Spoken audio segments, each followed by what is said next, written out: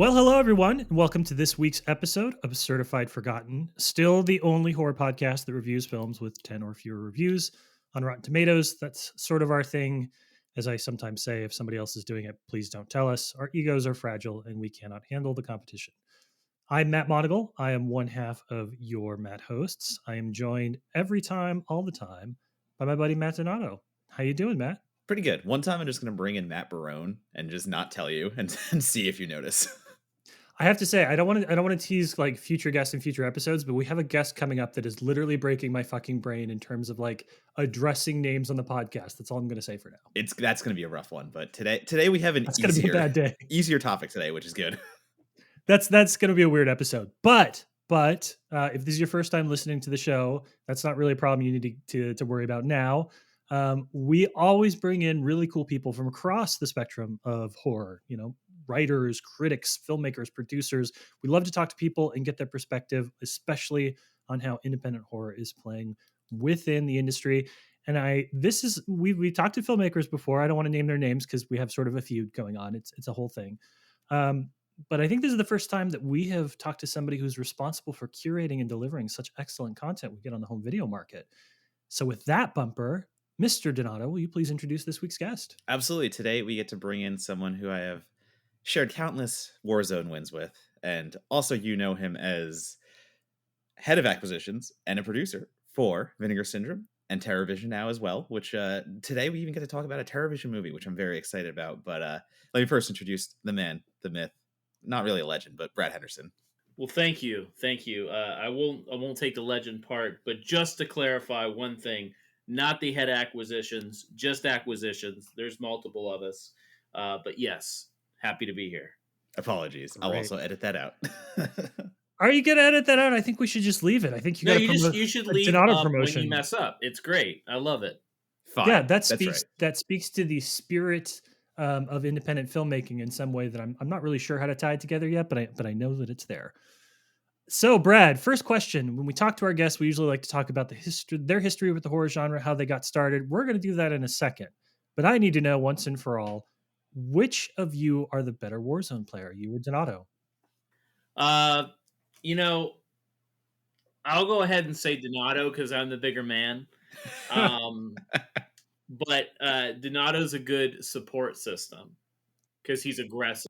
I got your back. Henderson likes to run and gun. He's not one of those snipers on our team that like sits back. And when my daddy goes into battle, baby's got to follow. Oh, your dynamic is so weird, but I love it because Donato will sometimes post his clips of Warzone stuff, and I always I've never played with you guys in Warzone specifically. I played like a little bit with Donato, but I always feel like somewhere in the background there is Brad's corpse. And I don't know if this is just the way you pick the clips, but like Brad's dead somewhere and like giving advice from the sidelines. And then Brad McHarg is also like dead somewhere. It's interesting to watch this stuff play out. This is all I know about you as a person is what I've gleaned from clips from Warzone. Well, that's right, because I don't have I only if we play quads, Matt's my only support. And I run in because I'm used to, I think Warzone's the only battle royale game where you have trouble taking down 4 people yourself. Like I'm used to playing PUBG and Apex where taking on a team of 3 isn't honestly that big of a deal. Warzone, because there's just so many little additives, heartbeat sensors, UAVs, kill streaks. There's so many things can down you. And yeah, I usually end up dying because I'm not afraid.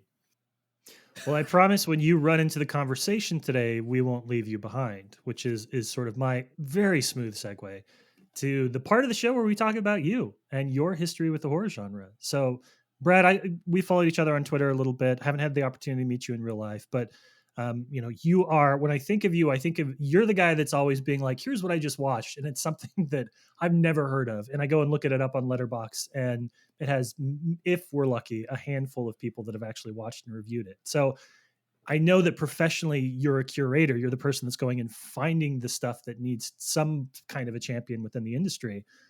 Is that how you came to horror? Were you like an indie off the beaten path guy from the very beginning?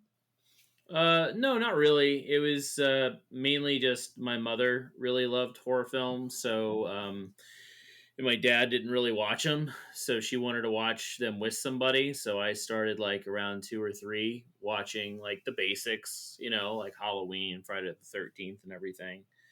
And I just got really into it from there. And yeah, I mean, we would just go to the video store like once, twice a week and rent a bunch of stuff. And yeah, I was really like kind of hungry for it. And as I got older, I wanted more. So new video stores, when we moved, we had the mom and pop places, which that was the gold mine for the oddities and everything. Hmm. So yeah, I just kept going and going and going. And then when I kind of ran out of horror films, I got into thrillers, and then got into comedies, and got into dramas, and then started getting into world, around the world stuff in my teens. And then, yeah, I just became really obsessed trying to watch every single movie ever made. That's kind of how it was. That was my outlook. And so, yeah, no, I started going to tape trading conventions when I was in my teens, online trading when I was, early teens. And I gotta pause there because this is the year 2022. For those of in the audience that actually don't know what a tape trading convention is, can you talk a little bit about what that is? Yeah, so I started going to tape trading conventions. So it would have been 1998, probably. I was around 14 years old. There was some in Tampa and Orlando. So tape trading conventions was basically, even though we frown upon it now, is basically bootleg conventions. But in fairness, it was a lot of stuff that was unavailable in the US. It was tape trading with, Greek films, Polish films, Indonesian cinema, German cinema, like, but like really kind of gritty, sometimes no subtitles, that sort of thing, really heavy stuff. Even hardcore films you would end up getting accidentally. Well, when I was a kid I would accidentally get them. Now thrive and search for them. But yeah, it was just you would go with a batch of tapes to trade, or you could just go up and purchase tapes, because these people would make copies. The only bad part is sometimes you can get a fifth or sixth gen VHS tape, so it's all cloudy and murky, but still you're able to see something that no one else was watching or wasn't available in the US at the time. So yeah, I got really into that. Towards my probably 15 or 16, I became good friends with Sage Stallone. That's Sylvester Stallone's son. He was older than me, but he was big into this stuff too. We met on online horror forums and stuff like that, and we started exchanging stuff back and forth. He had access to a lot, but yeah, and it just kind of went from there. And reading about this stuff, studying it, wanting to go to film. Well, I did go to film school, but yeah, went just I anything film related. I just wanted to get my hands into it. And I even dabbled into film criticism at one point, but that was mainly to get into film festivals, because that's what I Mhm. really wanted to like, or really wanted to do, because it was there was new stuff coming out. It was like worldly films from all over the country, and genre festivals sounded really cool. And instead of paying $1,200 to go to a film festival, if you covered it, you'd at least get some of that for free. And that's honestly the reason why I did it. And to kind of piggyback and go back, I have met you, and I remember you saying a specific thing, saying, "I'm sorry, I do not remember people when I meet them." There it is. That's fantastic. I am consistent. I can give myself that completely. But yeah, no, we I think we've met each other at a couple of Fantastic Fests through the years, and you would always apologize saying you don't remember names. So, but anyways, but yeah, no, I would, film festivals were a lot of fun. I still go just because you're able to see stuff that you may not see ever again, because distribution's really tough.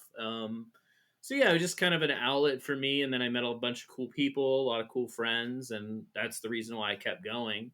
It was very accepting, and it's kind of weird because coming from kind of living in Pennsylvania, coming to Florida, being surrounded by no film people unless you actually went to film school, it was very different going to a theater and coming out and then talking about movies that wasn't, Transformers or something like that. I don't know. Well, and it was also nice to. I had the pleasure of meeting Brad's mother, and who adores me, of course. Brad's mother loves me, and well, we saw Halloween Kills at Beyond Fest, and Brad kind of talking about where he came from and started watching movies with his mom that early. Like he was telling me that stuff too in person, and I could tell just from sitting through that screening with Brad's mom and Halloween Kills how much love she has for horror, and like that was so cool to sit with both of them, and like your mom went crazy when Jamie Lee Curtis came out on stage. Like she was the loudest and the most excited person for her to be Yeah, there, and like she reacted very, very differently than what I thought she was going to react. yeah, like total fan out. But like it was just so I'd known Brad for a little bit. I thought he hated me for a while because he's a dick online sometimes. And I was like, this dude hates me. And then like we're playing Warzone and he's just like, oh yeah, you've really become a good friend. And I'm like, I thought you fucking hated me. But like Yeah, I remember that. I still bring that up. yeah, well, he still brings it up, but like it was just really nice to see that because everything Brad's saying, and then you see the person who inspired it, and you see the person who brought it on, and it was just like just a really nice moment. I'm like, oh, this is like putting so many pieces together. So that was a very nice moment we shared. Yeah, that was cool to take my mom to something like that because I mean, I mean, one of the very first batch of films was Friday the 13th. I mean, it was all the big stuff. I mean, she was really into the bigger stuff. She wasn't really into like the nitty gritty weird things. I mean, she does every once in a while, but I mean, she was big into slasher films. That was her thing. Any slasher film, any mass killer with a knife, she was obsessed with. And Mm. I've posted videos in the past on Twitter of my parents dressing up when I was 3 years old, of dressing up as Freddy Krueger and Jason, saying they're going to kill me and rip my guts out and stuff like that. So I was immersed in all of this at a very young age, and I loved it. It would probably look like child abuse, maybe, but I endured it. I loved it, and yeah, I mean, it just got me more and more into it. Yeah, it's interesting you talking about kind of to go back a little bit to sort of the tape thing because we had a Richard Whitaker who's the culture editor at the Austin Chronicle. He grew up in the UK and was talking about the fact that there were a lot of movies that he thought that he'd seen and that he had not actually seen because the versions of them that Right. made it to the UK were bootlegs. They had really shitty qualities or like even sections of them excised that they didn't even know about. So for those that weren't collectors during that period, it's hard to overstate just how much like you think of like, oh well, there's a the theatrical release and then maybe there's a director's release that came out, and those are like the only two variations of it. But for an entire generation of movie fans, there were like multiple variations of films that were like floating and circulating, and it's really only I think, at least I feel from a fan's perspective, over the last 10 years that when people have taken the effort to curate and like go back and find multiple versions of films and actually say, okay, this is what the director wanted, this is what the studio originally released, do that kind of like investigatory piece, that we actually have some kind of historiography to how these movies were released. Because for so long it was just like, this is what they had at the mom and pop video store, so this must be the version of the movie.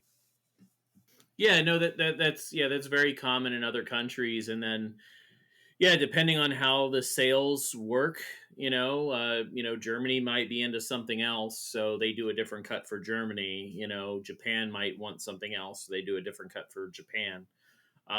So yeah, there's multiple variations. They sometimes shoot inserts.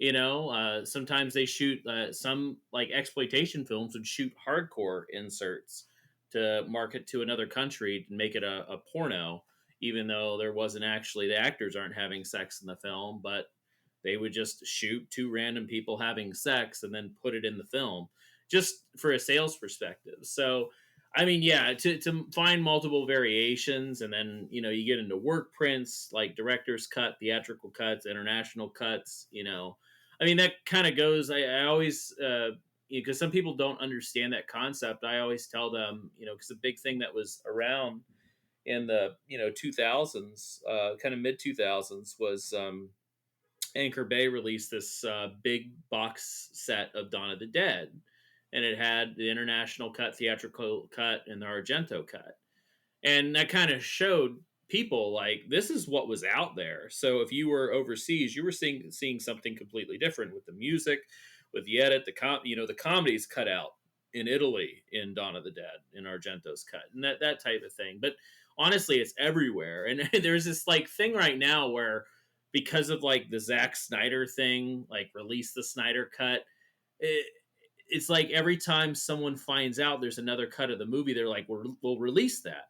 Well, every film has that. Mhm. Every single movie has another cut. It's just, is it out there? Like, was it presented? Sometimes studios won't allow it. Sometimes directors won't allow it. But I mean, there's you have your assembly cut, you have your work print, you have your director's cut, and then most of the time you have the theatrical cut that the studio wants to do. And then if back in the 70s and 80s you had a lot of international cuts, which that's not really typical today. Typically, honestly, it's just kind of one off. I don't really think they kind of stopped that. I would say, I don't know, it's not that long ago, because I remember like going to the video store, and like Charlie's Angels 2, I remember, was the director's cut, unrated. Mm. Are you gonna see some Unrated. boobs? No. It's like a swear word, in order to make it a PG-13 movie in the theater. That's kind of what the alternate cuts were. Or some trims were down for, Scream gets a thing where it's like, oh, release the Wes Craven cut of Scream. It's like 15 seconds, and it's just some gore shots. It's not doesn't add anything to the story. It's not an alternate storyline or something that goes in depth or something that we're missing.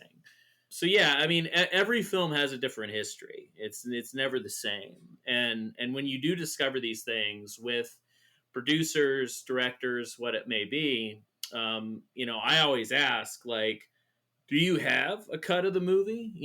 Like, what did you want to do? Because at this point, if the studio doesn't own it anymore, then you can do whatever the hell you want. And that kind of happened with Surf 2 when we released that. Is we were putting it together. We had the negative for the theatrical cut, and we were talking to the director wanting to do like a commentary and interview. He was like, yeah, okay. He's like, I don't, I'm not a big fan. I'm like, what are you talking about? You don't like your own movie? And it turned out that he didn't like what they did to it, because he Mm. had a movie that he shot, and then they went back, kind of took the movie away from him, and they shot nude inserts. So they would just go out there and have some girls in a bikini and pop their top and shake their titties in the camera, and that's in the theatrical cut. And it seems like it's supposed to be there, but if you watch it knowing that, you're like, that's an insert. That's not supposed to be there. So he told us, he's like, I have a whole different cut of this movie, and he only had it on a tape master, a 1 inch, and he knew that a print was out there, and we actually ended up finding it and putting that on the Blu-ray as well. And he was very, very happy about that, because his version was able to be seen. But yeah, I mean, it's so many different things can happen when you talk to filmmakers. I mean, it's not super common, but yeah, there's always alternate cuts of things. And I always like to do what the director wanted to, because that's Mhm. their vision. They're the director. Let them have what they need to put out there. It's what they envision the entire time. Yeah, and a lot of times, I mean, we think of this as something that used to happen more, right? Film times are like, oh, they used to have those creative battles, and those are things that don't necessarily happen anymore. But I mean, I think of just this past week when people were talking about the Criterion release of all things of Miller's Crossing, and they cut the Jesus Tom with the chair hit scene. People were talking Hmm. about that. So like, films are not as static as we like to treat them, I think. Yeah, no, and I mean, things are still being edited today. And there's always those stories about directors, like, David Ayer with Suicide Squad and stuff, coming out and saying, that's not his. I mean, that's going to happen. But there is, or, when Corporation and Blockbuster was a corporate, the corporate Blockbuster, not so much the franchises, but they were editing their own movies. They were editing the stuff out in order to be more family friendly. Mhm. Because I remember we had back in the day, because we lived up in the mountains in Pennsylvania. my mom would do tape to tape to basically copy the movies, because we would have to travel like 3 hours in order to rent anything. So we were kind of creating our own library. And when we moved to Florida, there was tapes available, and I remember buying Halloween from Blockbuster. It had the Blockbuster logo actually on it. Popped it in. PJ Souls drops the sheet, and the camera stops right here. And I'm like, well, that's not right. You're supposed to see PJ Souls' boobs. And then I realized that Blockbuster was editing their own, like they were physically putting this out to purchase, not for rent, but they were putting this out and editing the movies, which is insane. And that's apparently, there's been a couple cases, I had them written down at one point, but Tubi is editing some stuff out of their films, some of the harder things, and it's still happening today. And it's just we need to make sure, and that's why physical media is kind of important, because when you have physical media, you can't really have another channel or another platform edit the film, because they can kind of do whatever they want. You may not even know it. They might bleep out an F word. That happens, and that happened with when we were releasing The Fear. That on VHS people had it, but the mass DVD that was produced by a Christian company, and they put it out and they edited out all the sex and all the curse words. And for years, the only for DVD, the only way to watch that movie was this really chopped up Christian version. I don't even know why they acquired it if they're going to chop it up so much. But it happens in certain variations, and when it does, it brings this whole level to censorship that I don't agree with. But anyways, that's a whole nother story. Yeah, and I mean, even if we're talking about recent examples, not to invoke the name of Texas Chainsaw right now of all times, but Texas Chainsaw Massacre 3D, we talk, or people talk about, how much they don't like it and how much it messes with continuity and things of that nature. But then you hear that shots well, why is there a smartphone? Like, they wouldn't use smartphones in that time period. Well, then you hear that the studio put that shot in. Like, the studio did that kind of stuff. And that wasn't the director's intent. That wasn't the writer's intent. Or in the same way, do your thing, cuz the moment that either everyone hates or loves, that was something that the writer didn't put in. That was just something on the spot that, again, the studio kind of called out.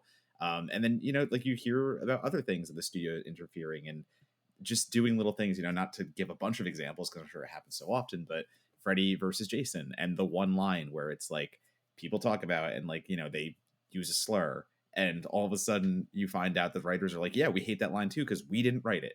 That's not in our script. That's something we didn't want in, and that's just the studio thought it was cool, so they told everyone on set that day to put that in. And you hear about that, and that's not even getting into the censorship side of the conversation. And it is just wild to me that there aren't more director's cuts almost. But then again, it's not up to the director. It's up to the studio. It's up to who's financing putting it out. And it is just, it's hard to stomach sometimes, the idea that a director or filmmaker or writer can put so much of their time into a product, and then the corporate machine comes in and just goes here's a terrible idea we're gonna force into this movie. Yeah, no, there's actually a really funny story with an evening with Kevin Smith when he did his college speaking tour. Mm-hmm. He was talking about how he was hired to write the Superman movie. So he wrote Superman, and then John Peters asked him to come over and read it to him. And so he was like, "What the fuck? I'll just give you the script." But he had he laid on a couch, and then Kevin Smith was reading the fucking script that he wrote to him, which is super fucking weird. But he interrupted Kevin halfway through or whatever and said, "I want Superman to fight a giant spider." And Kevin Smith is like, "Why would he fight a giant spider? He doesn't fight giant spiders." And so ultimately he didn't get the gig. Well, then 2 years later, Wild Wild West came out, and they fight that giant mechanical spider, and that was John Peters' his production. And he got basically finagled his giant spider request in another movie, which is, on a side note, in Licorice Pizza, Bradley Cooper's character is John Peters. Yeah. Which is really funny. Yeah. Because Well, and he is the a portrayal is psycho. hilarious. The portrayal is Yeah, hilarious I in know. that I mean, because that's exactly right. I don't think a lot of people know how awful John Peters is as a producer. But yeah, he is he's one of those that thinks he knows best. And a lot of producers do, like especially back in the 70s and 80s, they have an idea that they think is good. Oh, this movie's popular at the theater right now. Let's do a scene like that. And the movie will be finished and they'll hire somebody else to go out and, shoot an insert and then put it in the movie and the director won't even know. I've heard stories about how the director didn't know that something was in the movie until they were sitting at the premiere. Mm. It that doesn't happen as much now, but it used to happen a lot back in the day. But yeah, it's a weird. We don't want that, and it's kind of hard to like stray away from certain things because if a director came through and said, "Well, I didn't want this, this, and this," well, if that's what's been available for 30 years, we're not going to cut it because you don't want it anymore. Like if there's an alternate cut of the movie, sure, but there's been requests from filmmakers saying, "Oh, can we put some CG here or, take out this?" And it's like, "Oh, no, because then you're altering the product." I understand like maybe it was altered during the in the editing bay, but as far as what people know and love, why would you change it? you know and not to get canceled or anything, but if they started fucking with Freddy versus Jason, I think that would be messed up. And honestly, like I know there's like a thing where they are like, "Oh, let's edit this out," but I honestly think it's a whole learning experience too. Like it's actually like I remember watching 16 Candles with my daughter. She was probably around 14, and we were watching it, and she's like, "Wait a second, they're gonna rape her," and I was like, "Yeah, yeah, kind of."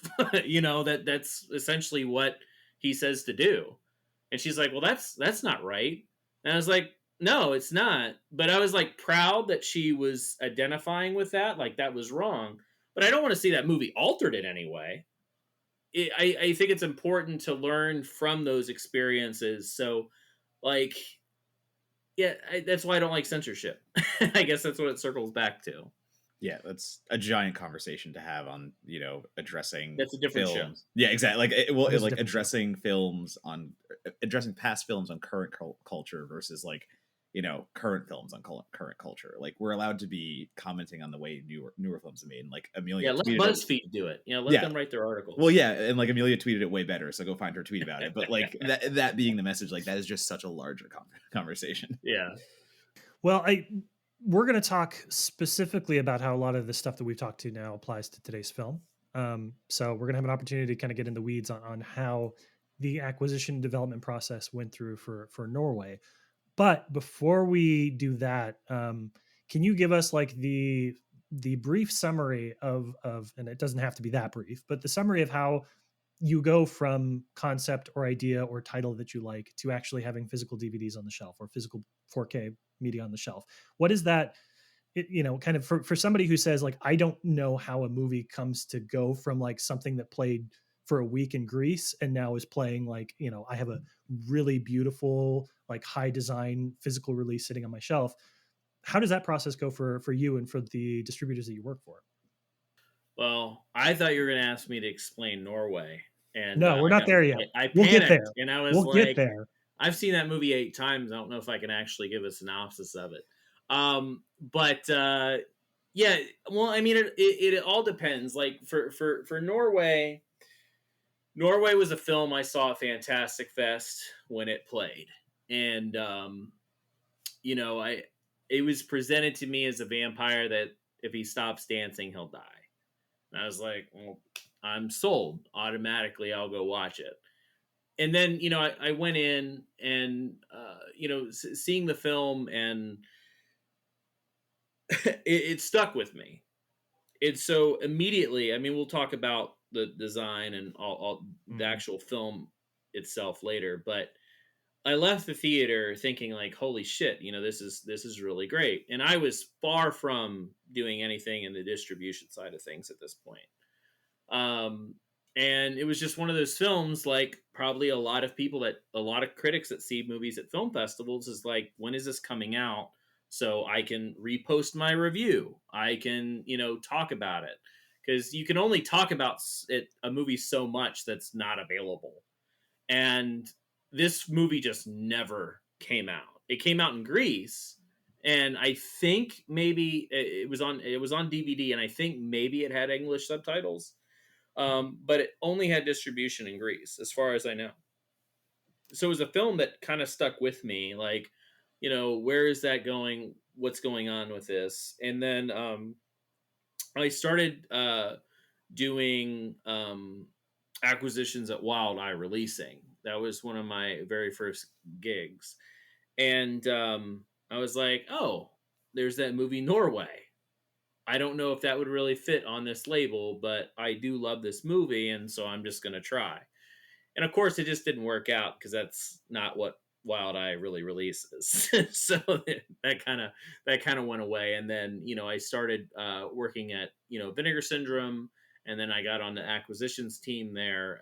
That Norway never came up with that, because we only do movies that are shot on film from the 70s, 80s, 90s. It has to be shot on film. This is obviously shot digitally. So when TerraVision was starting to happen with Ryan in from Greyface, because he has TerraVision Records, I was helping him develop getting a very, not underseen because it's music, hard to find music tracks for a movie. That I knew that there was a plethora of music that was never used in the movie. So I was getting all of this together. It was like 50 tracks or something. It's not out yet, but got about 50 tracks together. Then he was like, "Well, what about the movie?" And I was like, "What about it?" And he was like, "Well, what if we put it out? Like, what if we created a distribution company?" And I said, "Well, that's actually really interesting, because I kind of wanted to do that before Vinegar Syndrome anyway. But then when I started calculating what it would cost from beginning to end, it was like $50,000, and I was like, I can't. If the one movie that I put out bombs, I'm not going to be able to do another one, and I'm going to be in debt with that for a long time." So it kind of gave me an avenue to do that. Unfortunately, the movie wasn't available, but then we started talking about actually bringing some of these oddities, because there's a lot of stuff that's shot digitally, shot on video, that doesn't get enough love, even with all these distribution companies that exist from overseas to the United States. There's so many movies that just don't get distributed. um, and so we had our first film was WNF Halloween, and which was a lot of fun to release. And then I brought up Norway, and I said, I've been trying to get a home for this movie for years, and it's just it's right here. It's going to cost us X amount of dollars. No one's going to watch this movie, but it's just something that I am very, very adamant about, because it was just a movie that just didn't leave me, like, after I watched it. It's such a bizarre picture, and it really, really had an effect on me. And I was like, it's just something that I kind of want to do. Like, I want more eyes on this movie, and see what could happen. I was never expecting Norway to blow up. You know, One, foreign films don't do very well, and that's just how the distribution wise. So if people always ask, well, why isn't this movie available and it's foreign? It's because it's a foreign movie. Distributors are scared to do that. We weren't scared. We just kind of knew the truth behind it, and just hoping that people would actually pick it up. But yeah, that's kind of how it all happened. It's just that I was very adamant about releasing this movie and getting the rights to it and putting it out in the US. And yeah, and I mean, it happened. It was solely that Fantastic Fest screening that I saw that created that Blu-ray on the shelf. That's the reason. And no one. It was a lot of me just telling people like we should do it. Like it's hard to believe that the film will do well. Mm. That's just the nature. But it's honestly like a passion project in a vanity sort of way. Because I just wanted to have the movie out there. And there's other movies like that for me too. But that's honestly kind of the truth behind it. So we're going to go into talking about Norway, and you've got quite the sales pitch from Brad, who says, "I can't explain it. Nobody's going to watch it. Like nobody wants this." Which is, I mean, you're not in marketing, you're in acquisition, so it's fine. But when we come back, we're gonna try and unpack Norway, and maybe we'll get a little closer to understanding why it did not leave you for so many years. So stick with us. It's Norway time.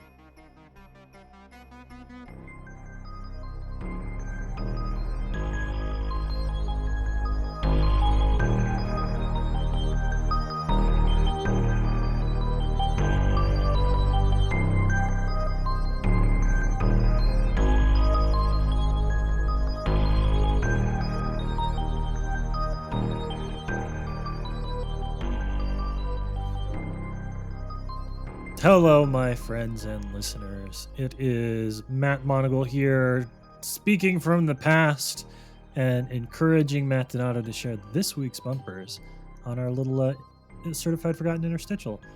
It's the weirdest intro I've done yet, but I'm not gonna change a fucking word of it. So let's go, Donato. What we got? Yeah, I'm gonna keep rolling on this weird track you put us on, and it's a weird day. Go ahead. Weird day, weird everything, weird life. So first up is Steph, who always likes to bring us questions and always likes to make us answer in interesting different queries. So this one from Steph is both variations of the Muppet casting question. If you could make Kermit the lead in any horror movie, which one would it be? And then flip it. If you could keep the lead actor of any horror movie and replace the rest of the cast with Muppets, what would it be? Do you have an answer, or do you want me to go first?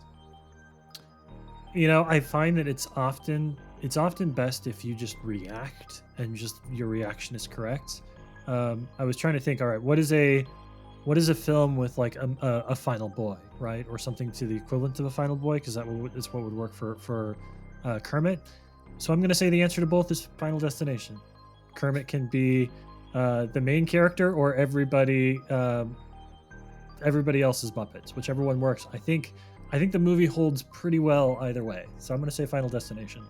All right, so I'm going to interpret the question to mean, well, actually not to mean, but like I'm going to use it in a slasher sense, and I'm going to go with the icons, and I'm going to replace Freddy Krueger, or sorry, Robert Englund technically, with Kermit, so that you have a Nightmare on Elm Street, which is Kermit as Freddy Krueger, because I just want to see that. And then if we flip it around and we need a whole cast to be Muppets, I'm going to take Friday the 13th, and I'm going to have Jason Voorhees hunting camp counselors who are Muppets. That is my dream scenario in both answers. That's pretty good. And somewhere somebody has done like a Kermit skin for Dead by Daylight or something like that, and it's exquisite. Yeah, I totally, because like I was trying to think of other puppet horror and things like that. Like Frank and Zed came out recently, or I don't even know if it did come out officially yet, but it played the festivals at least. In any case, like I've seen puppet gore before. I've seen how things can go in the puppet atmosphere in a horror story. So like, yeah, I just want to see Jason Voorhees just macheteing Muppets. I think there's just a comfortable humor factor to that. I don't know. Strong Meet the Feebles energy. Absolutely. So, should I jump into number 2? Let's do it. All right, this is coming from Corey, and Corey also likes to ask questions. And Corey has brought for us a question today.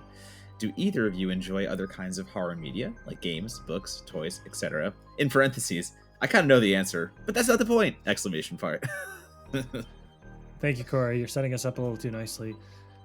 Yes, I aspire to read a ton of horror fiction. I have a bunch of different, like I have curated a lot of my TikTok playlists by like book talk stuff that deals specifically with horror books, and I've got a laundry list of titles that I'm trying to catch up on. My wife and I are actually listening to a horror novel on our walks with our dog right now through an audiobook. So that's a big piece of it. Of course, there's some video game action. You've heard Donato and I talk about that in the past, but I'm increasingly hoping to add horror tabletop to that mix as well, because just today, which you can probably figure out when this was recorded, they announced a Dead by Daylight board game.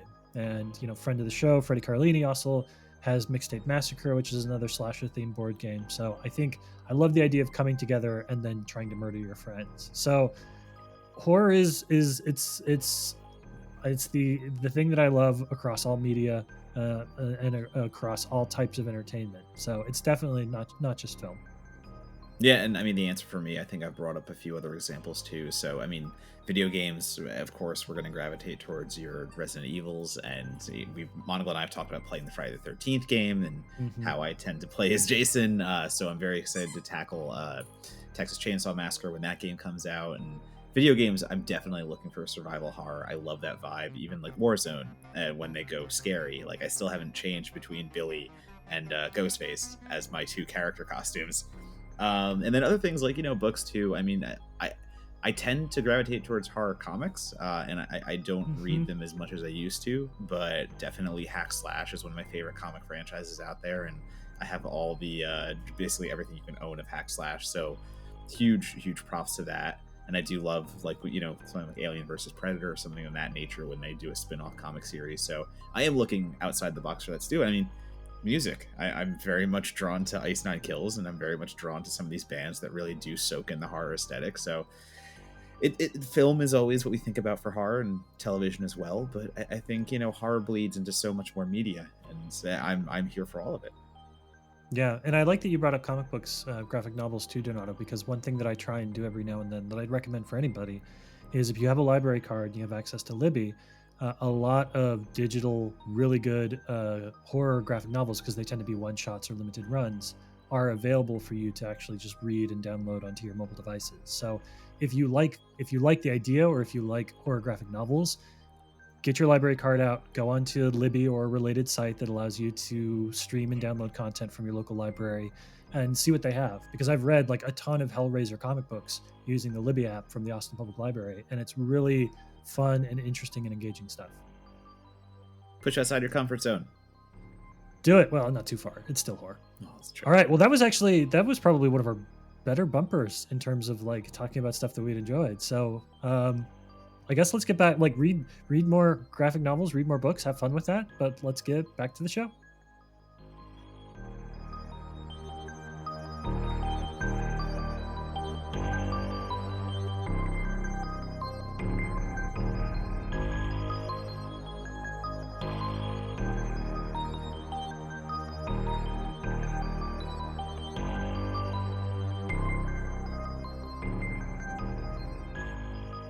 All right, welcome back. So this week on the show, we're talking about a 2014 Greek film called Norway.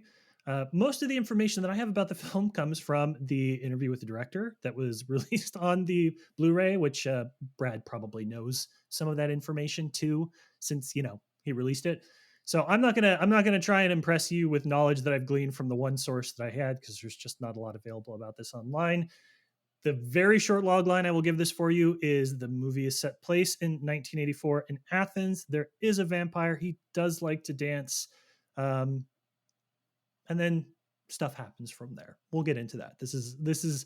We're going to talk about the ending, because you can't not talk about the ending, because we're not afraid of that. So we'll get to that in a minute, and you'll understand probably why this is such a what the fuck movie for a lot of folks. You talked about seeing this at Fantastic Fest, and why this stood out for you. Was there any elements of this that you sort of gravitated towards? Because in the, I said I was going to talk about it, but in the interview piece, the director Yannis Vaslemis talks about how he felt that he was early to the 80s wave, and that there was this whole boom throughout the 2010s where like any filmmaker, and especially any genre filmmaker who was worth his salt, was like coming out with a synth wave 80s film that was inspired by Goblin and Carpenter and all this. And do you remember that being something that stood out to you at the time, or was it all the other stuff that was going on? No, I didn't know that until Giannis told me when we were talking on Facebook about him doing the interview. So what really pulled me into and I gravitated towards was it was very reminiscent to a lot of 80s Greek movies, along with a lot of stuff from the 70s from Poland.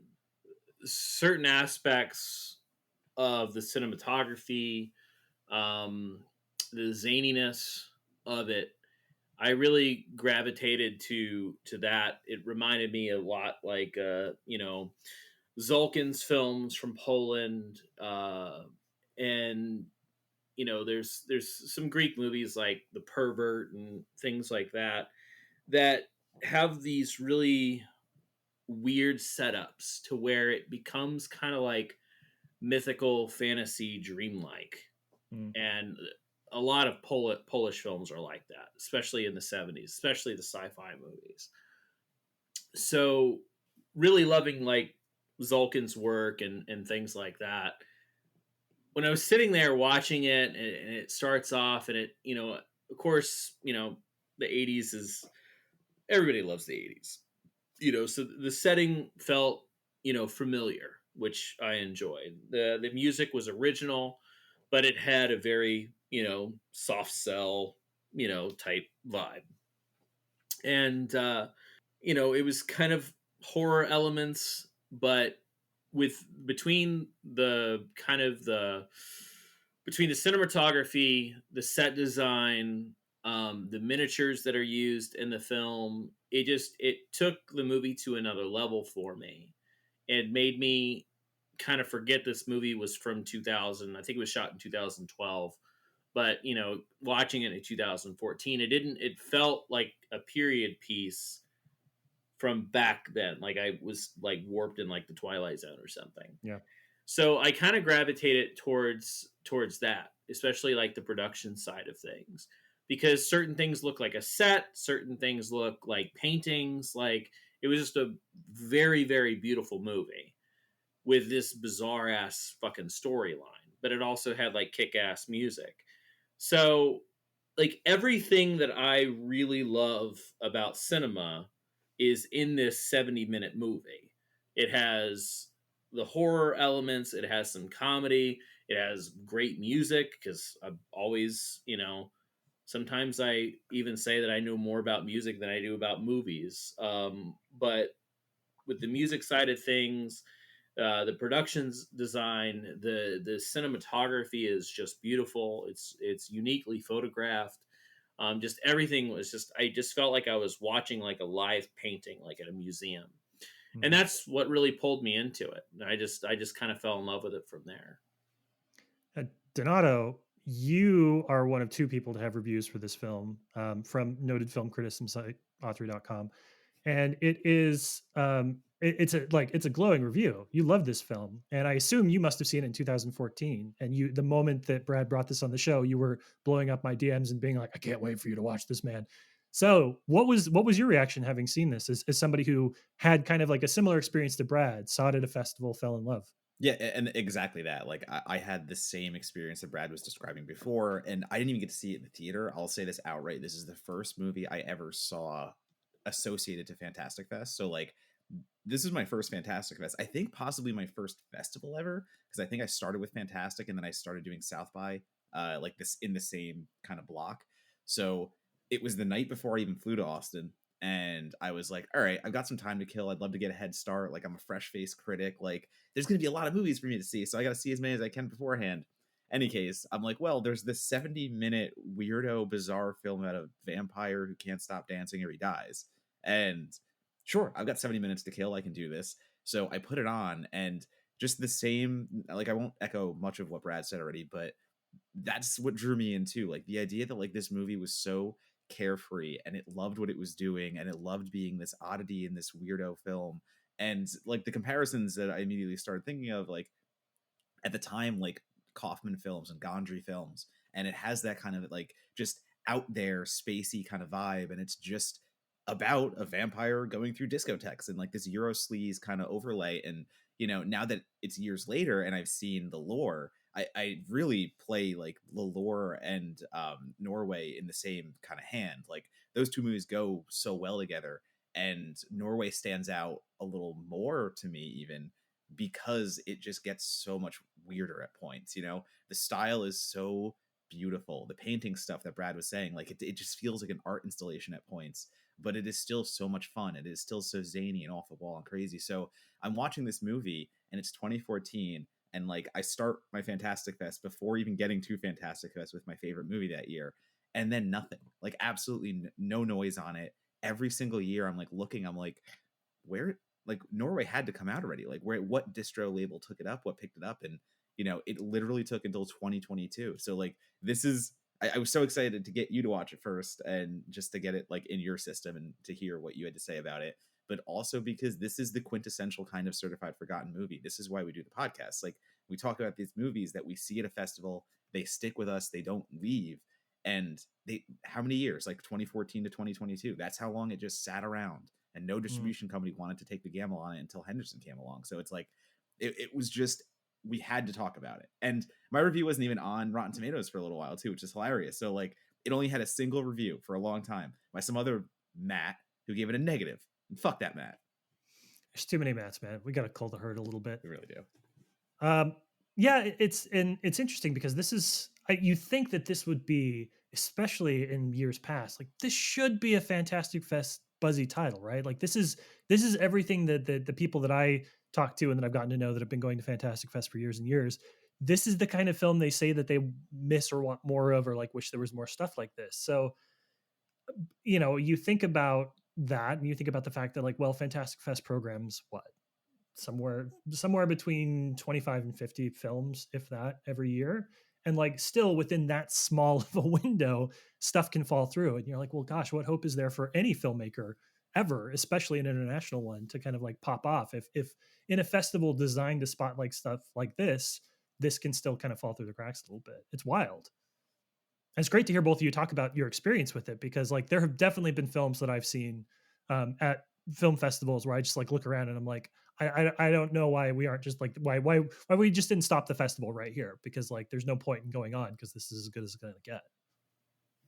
Yeah, there's a lot of oddities that play, at festivals, and a lot of them do get kind of forgotten about. And I've said this before, and I still think it's kind of stayed true today, is that Norway was before its time, and it still is.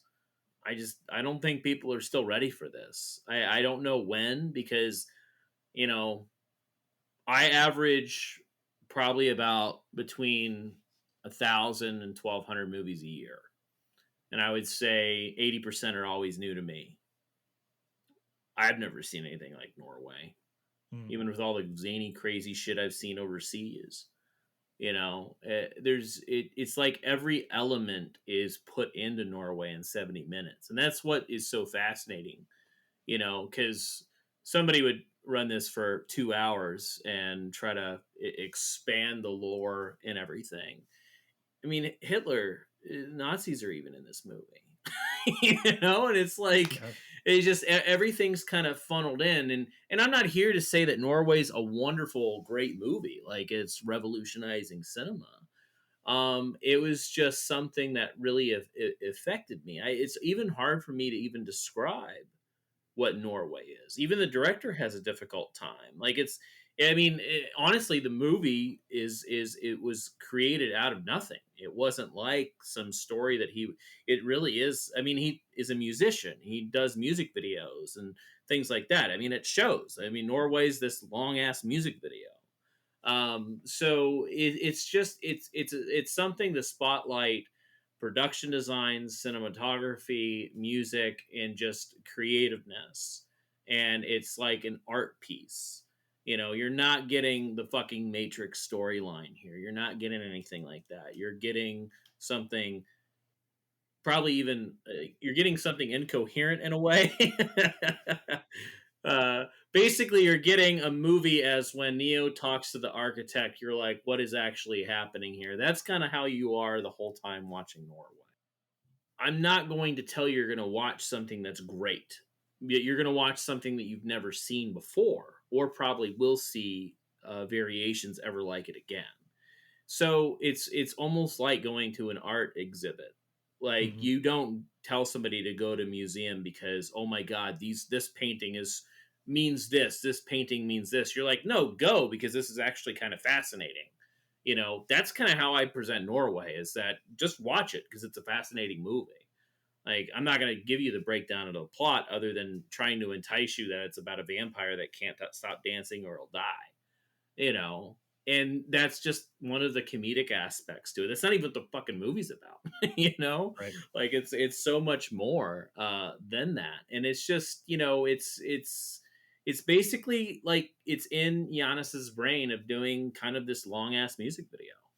Yeah, and I think that's why I sell it so hard to people and why I want them to at least take a shot at it, because it is something like you're not going to see. And I really like the low budget aspect of it and the way that Giannis works, because he's just a smart filmmaker making creative choices on a low budget. And it's little things like, okay, there has to be a sequence where the main character is like traveling by train, but maybe we don't have access to trains or can't put up the money to actually do this correctly. So let's just use miniatures. And like it just cuts to like a little miniature train, just like going past plastic trees. And it just adds these elements of like such creative freedom. Yeah, And and it doesn't take you out of it. Right. Like it feels natural. It feels like it feels like it's supposed to be there. It's not jarring. But that's because of the matting of the cinematography, that it matches exactly what the movie looks like. Because you're not watching a movie that has a lot of depth where you're seeing city skylines and these wide establishing shots. No, you're in kind of close quarters into corners and clubs, and it's kind of claustrophobic. Anytime they're in a car, the camera is right there. Some of the shots that are a little bit wider look like they're actually on a fucking stage. So when you see a miniature come out, it's not jarring because it kind of fits the rest of the movie. So it's uniquely structured as far as that. It's super smart, because anytime that we watch a disaster movie from the fucking 70s or a Godzilla movie and they're trampling on toys, it's like, oh, where they're Yeah. putting that 30 gallons of water and knocking down these little trees. It takes you out of the movie because it's obviously that doesn't belong there. That's fake. Norway kind of does the miniatures thing as well, but it doesn't take you out of the movie. You recognize that it's a miniature, but you're also watching this dreamlike fantasy movie, and anything could happen, so it all feels natural. And then this team kind of partnered together with another movie that played at Fantastic Fest in 2019 called Cosmic Candy, and it kind of follows suit with kind of the same format, same feel. Like, I mean, these guys are kind of coming out of left field and creating some content that no one else is really creating. I think Cosmic Candy is probably a better film, because it's more like with its storyline per se. Norway, I don't really think has much of a storyline. Even just the back of the the synopsis is something structured by me, and I have no idea what I even said, because they were like, "Can you write a synopsis?" And I'm like, Sure. "I don't think so." just put Donato's quote in the back and just let him do the work. Yeah, I was like, let me see and I think what I did is I was like, let me read every booklet or thing that Festival said about this movie, and then I'm just gonna read it, sleep on it, and then cobble that together and just kind of plagiarize it all.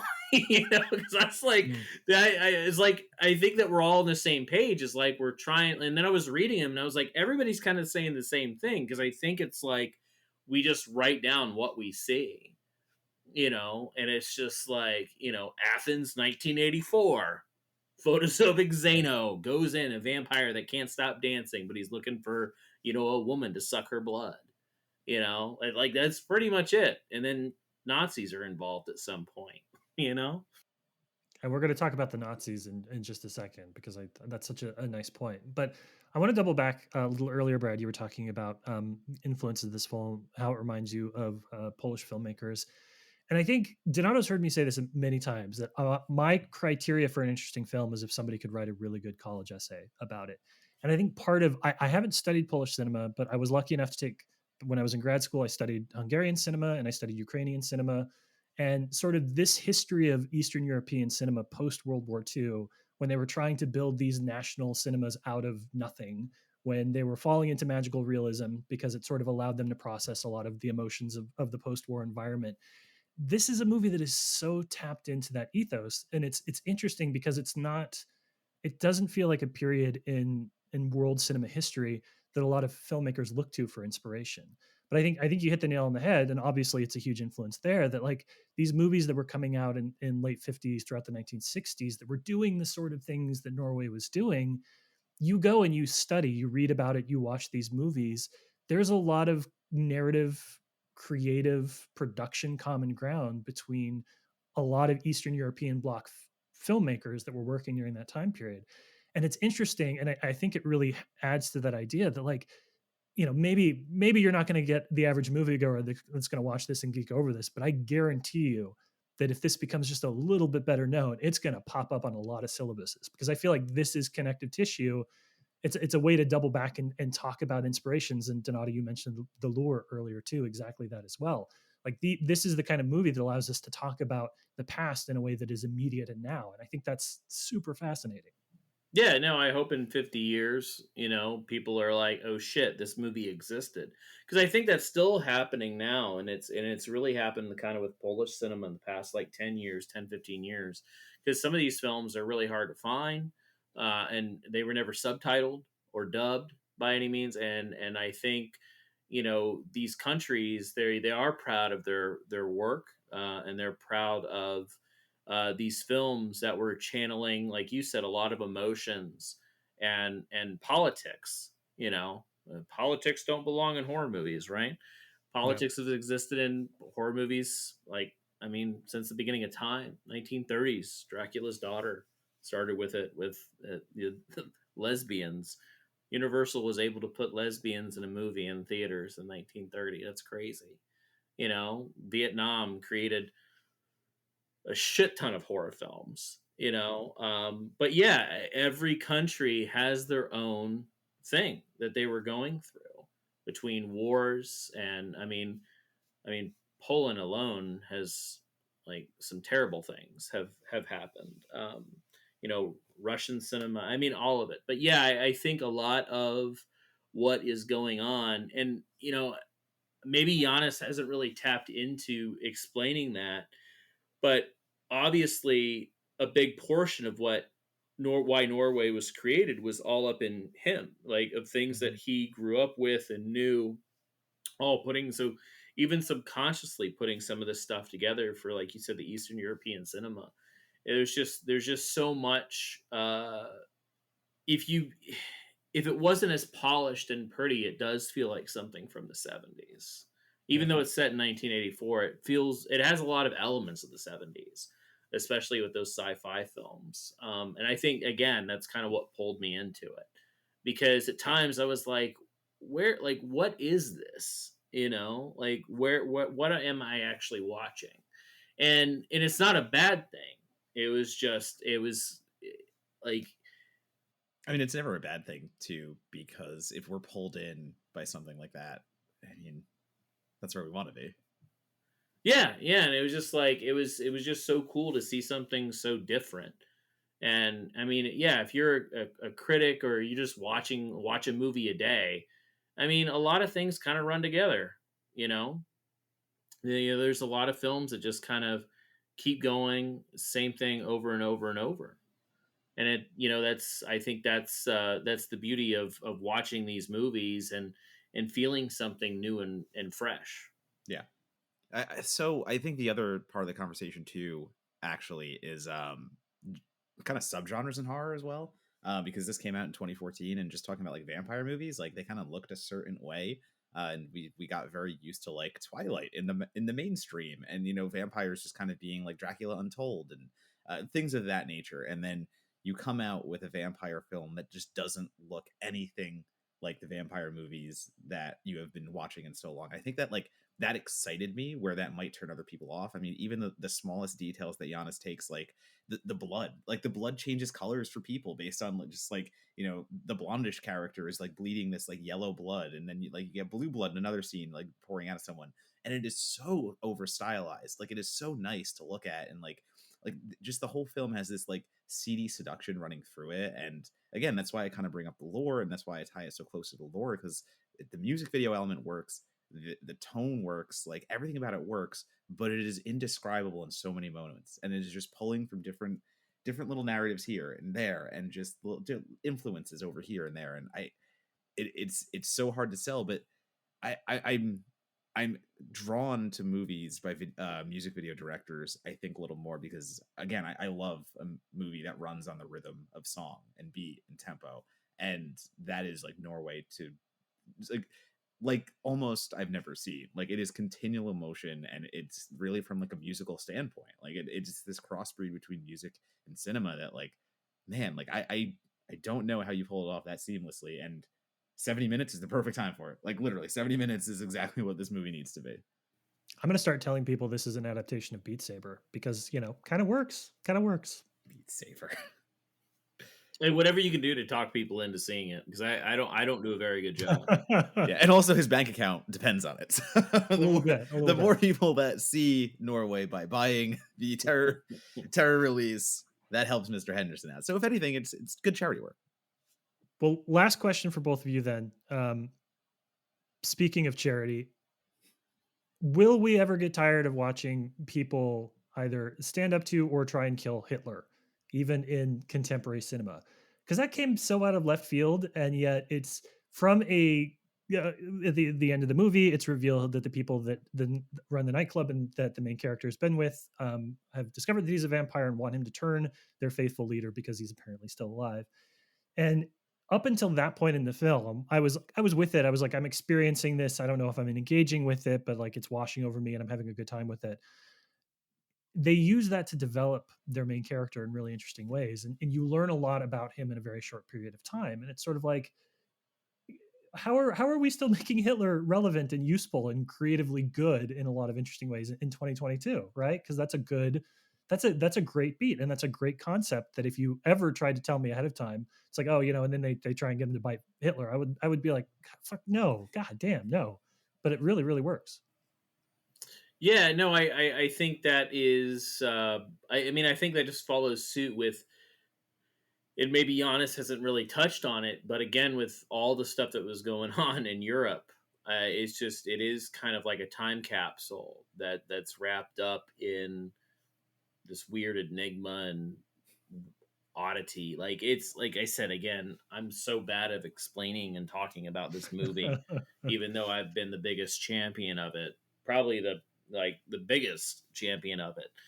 But yeah, I mean, I enjoy unique movies, and I enjoy when unique movies look great and there's actually a lot of talent behind it. You know, it's borderline, and honestly, instead of calling it like a thriller, a comedy, a horror film, it's really just an experimental movie. And it's hard to talk about experimental movies because it's like, well, it doesn't really mean much. It's experimental, and I think that's kind of what Norway falls into. It is kind of this experimental trip, and maybe if you do a little drugs while watching it, you might enjoy it a little bit more or see something that we don't. But yeah, no, I just think it's one of a kind, and you can't really say that too often about any movie in any year.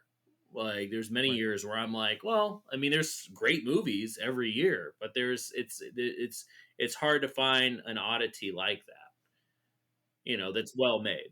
Yeah, and I think what speaks to that even more is the fact that, like, we're all film critics or film people who go to festivals, and we've been going to festivals for so long. And at least for my money, Norway still stands as one of the movies I remember best from Fantastic Fest. And it's one of those films that, how many other Fantastic Fest movies have I seen since 2014? Like, I can't count. I have seen so many movies at Fantastic Fest by this point, but the very first one is still one that sticks with me. And I think it's for that reason where you just said, like, there's a lot of generic movies out there. Like, and there's nothing wrong with most of them. Like, you can make a generic. Yeah, I mean, movies movie. are fine. Yeah, exactly. Movies are good. Movies are fine. Like, that's totally cool. But yeah. when you see something that is so of itself and unique, and you can't describe it, like, I think there is a special quality to a film that gets into the can't describe phase where, listen, you're either probably going to love it or hate it. I don't know what to do about that, but I'm always going to pick the movie that I'll either love or hate and give a chance to, that is going to stick with me for freaking however many years at this point, than the one that, like, is just filler time at a festival and, like,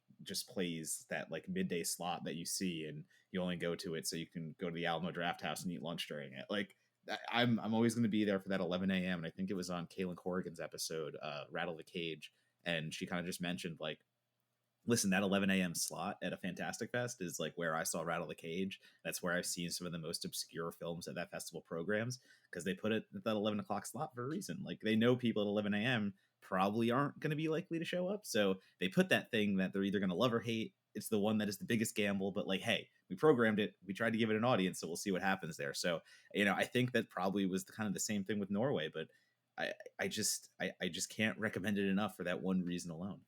Yeah, there was a movie that I saw at 11 a.m. and I agree with you. I don't know what year it was, but it was called The Creeping Garden, and it was about a documentary about mold. And I saw that at 11 a.m. and I'm sitting there like, what am I doing? This is really good, but like, what the fuck are we watching right now at 11 a.m.? Like, take anybody off the street and put them in the theater, even if they watch movies, and be like, hey, these guys in here are watching at 11 a.m. watching a documentary about mold. And there were like 4 other options to pick from too, because like Fantastic Fest has Yeah, other movies at that slot, and you still Yeah. picked the documentary about mold to go watch at 11 a.m. That was a conscious But choice. definitely watch The Creeping Garden. Arrow put it out on Blu-ray, and it is really fascinating. But it's something that you don't want to watch at 11 a.m. after staying up till like 3 the previous night from a party, and then getting up, trying to make that quota of your film so you can write about them at 11 a.m. Don't ever do it. Because I was like, it felt like I was on drugs watching a fucking doc about mold. Which would have been the perfect time to see Norway, though. That is the perfect state to see Norway. And I think, Yeah. talking about the indescribable, if I can just leave anyone listening with like a little bit more guidance as to what you can expect from Norway, it's buzzwords or keywords that I would use, again, like Gondry, Kaufman. I think the film has a lot of the lore meets Only Lovers Left Alive in certain aspects. It's just cool. It's stylish. It's just has its own persona and swagger. And it just continual movement forward of something that is very glamorous. It is very appealing. And again, you just have to be into this wacky ride of this vampire that starts dancing, cannot stop in his own mind because he'll die, and eventually has to have a moral, very hard decision of whether he turns Hitler. Like none of that should work. But that's the sentence I just said, and it is a very good movie for that.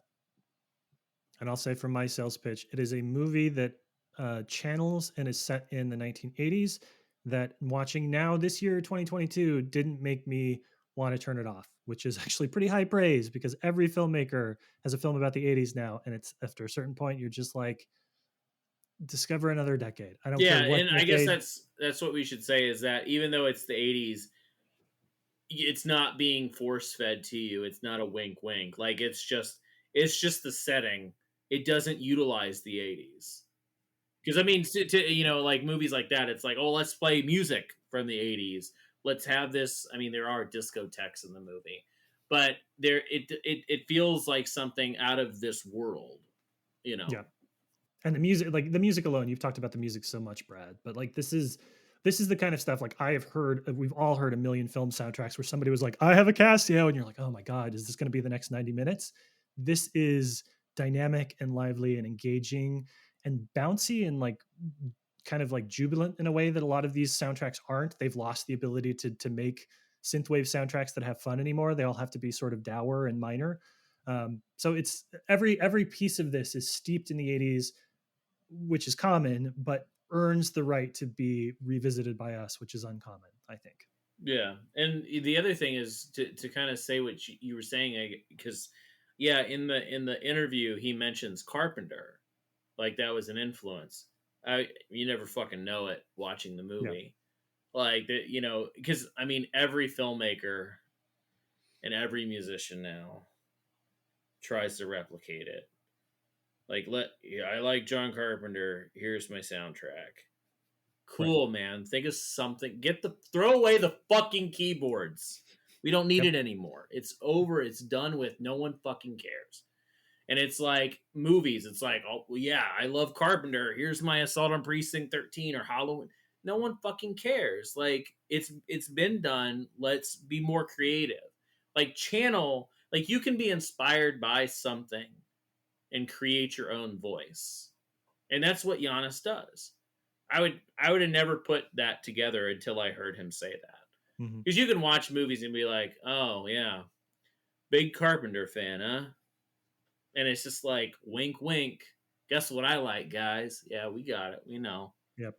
I want to see. I want to see the filmmaker who comes out and is like, "This is my Norway. I was inspired by Norway, and this is my take on Norway." Like what? It's going to happen. Nostalgia works on 20 to 30-year cycles. So That is set your true. watches for 2042, and you might have some filmmaker that would be like, I met Brad Henderson. Do you know Brad Henderson? I met Brad Henderson at a festival once, and he showed me this film, Norway, and I couldn't get it out of my head. We got 2 decades to get there, but it could happen. So when is TerraVision going to put out the Norway vinyl? I mean, we're working on something. Just because the music is like it's its own creation as well, you know. But yeah, no, I would really like to. We're working on a little. So that's why we didn't include the isolated track on the Blu-rays, because we want to do something special with the vinyl. So That's awesome. Eventually, one day, I just want people to watch the movie a little bit more, Yeah. because they're like, Norway vinyl, what the fuck is this? It's like, well, that's a movie, and they're like, what are you talking about?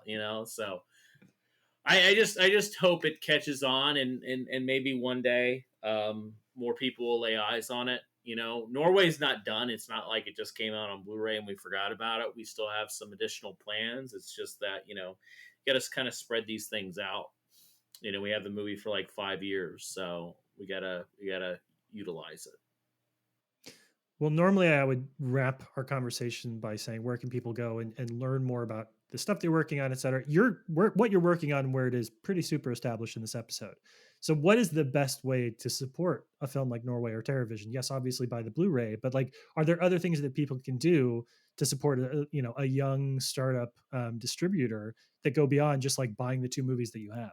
No, I would just say support movies. Just support physical media, any label. Because you support one label, it just carries over. Like, support, just watch more movies, watch movies you haven't seen before, and support physical media. Watch stuff digitally, just watch movies. That's how you help any of this. Not me in particular. So, but Nice. Support Norway. I'm yeah, telling I mean, Brad, it's great if you want to buy Norway or WNUF or Killing Spree, or our next doc that we have coming out. Or wait, next doc. We only we have a couple documentaries, but we have a documentary coming out next in April. So maybe we Nice. can talk about that, because that's weird. But unless it's about mold, It's unless not about motivational mold. growth. It's not about mold. But that is it's called The Creeping Garden, and Arrow released it on Blu-ray, and it is fascinating. Eat some cereal and watch it in the morning. Go buy a physical copy of The Creeping Garden on Arrow, by the transitive property that helps TerraVision. We're good. We've solved distribution today, guys. Yeah. Donato, if people want to, I mean, since you're the guy that's out there hyping up the stuff, movies, horror movies in general, who would have thought? Where do people go to find you online and learn more about your criticism and see some of that indie horror stuff we talked about in our Patreon video this week? You can join the horde of haters that I have been amassing the last few days for my Texas Chainsaw Massacre review opinions at Donato on Twitter, Letterboxd, and Instagram. You can also follow all my work on my Authory page. So you can go to Authory, search for Matt Donato. You can follow it if you would like to, and like it'll actually keep you updated every time I write something on the many sites that I write for. But yeah, aside from that, just follow the socials. I will keep putting my stuff out there, and I will not be deterred. Should we follow the fan Twitter account that you definitely don't run yourself? Which honestly I don't run myself. Uh-huh. I think you're okay. I don't know if you have to follow that. I think I'll take care of doing my own promotion. Awesome. As for myself, follow me at Matt Monagle on Twitter. Do check out certifiedforgotten.com. A lot of times, even if we don't get to titles on the show, a lot of the kind of films that Brad is making his bread and butter on, and the kind of the indie stuff that, they can't explain it and they don't know if anybody's going to watch it, but they put it out. That's what a lot of our writers gravitate towards too, as well. And we tend to run a lot of really good reviews, retrospectives and editorials on those kind of features. So certifiedforgotten.com. Check it out. You'll find more indie movies for you to support. Rising Tide Lifts All Boats. Brad, thank you so much for being our guest this week. Any parting thoughts you want to leave for the audience, those people that are now fired up to go seek the weird shit? Just watch more movies. That's an easy tagline. Yeah. Go out and watch more movies, everybody. Thank you for listening to Certified Forgotten. Matt Donato, please take us home. I honestly have no fucking idea. That's appropriate.